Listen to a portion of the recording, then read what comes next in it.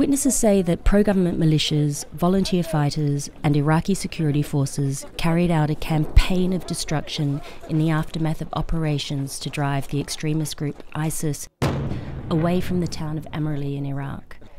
والله أول مرة إحنا خفنا مو كانوا المسلحين هناك فالناس ما طلعت كانوا مسلحين ما طلعنا هم المسلحين كانوا على الخارج يعني العالم كانت تقول وين نروح بعدين الطيارات قامت تقصف فدنا وقصف يعني كثير كل واحد غرفة سكننا بها بعدين جت الميليشيات من جت الميليشيات قامت تضرب من طلعنا يعني هم قاموا يرمون على العالم إحنا تعرفين كل مصطلح سيارته وطلع على الجبل.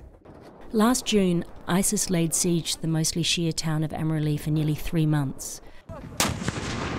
Thousands of people were trapped until US-backed Iraqi forces drove ISIS fighters out with airstrikes and ground operations by an alliance of Shia militias and Iraqi and Kurdish government forces. Witnesses told us that on September 1st, the day after the siege was broken, Shia militias returned to the Sunni villages around Amirli and began looting, burning and destroying homes and businesses.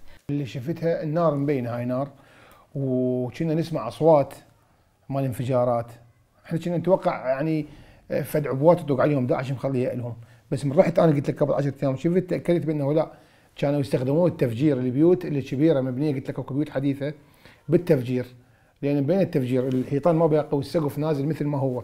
Amirli behind the electric poles. Amirli is just behind these electric. How many kilometres?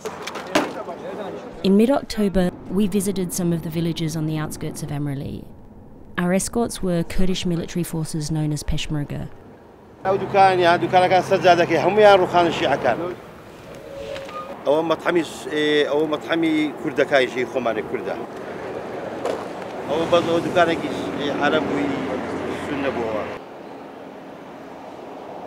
باشي قصفكي أو زه هجومك تسبكي أو أنا هاتف قصف كراه أو أنا وأخوي أو أنا دكان همو أو دابت أو مالانا هموي نروح يدرابو كا قصبكتها ودواي قصبكي روجك دواي قصبكي أو زهات أو دكان تاخذ كردنو أو مالانا أجهاتي لما حلمي هالضاون يا حسين يا علي.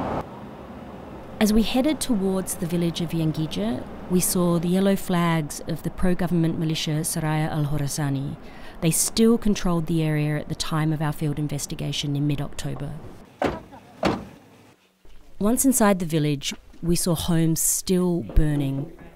It was nearly 7 weeks after the siege of Amirli was broken. Other homes and buildings showed signs of arson. Black soot marked the windows and doors where flames had engulfed the interior and charred the outer walls. On many of the houses, militias spray-painted sectarian slogans and the names of their group. We analysed satellite imagery recorded over Yangija and found evidence of a systematic and sustained campaign of arson and demolition that lasted over 2 months after the end of the siege of Amirli.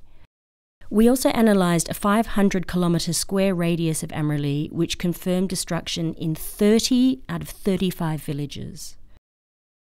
Most of the damage was caused by arson and intentional demolition inflicted after ISIS had fled the area.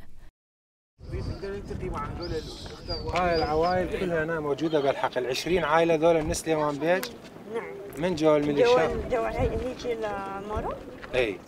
Iraq clearly faces serious threats in its conflict with ISIS, but the abuses committed by the forces fighting ISIS are threatening the country in the long term.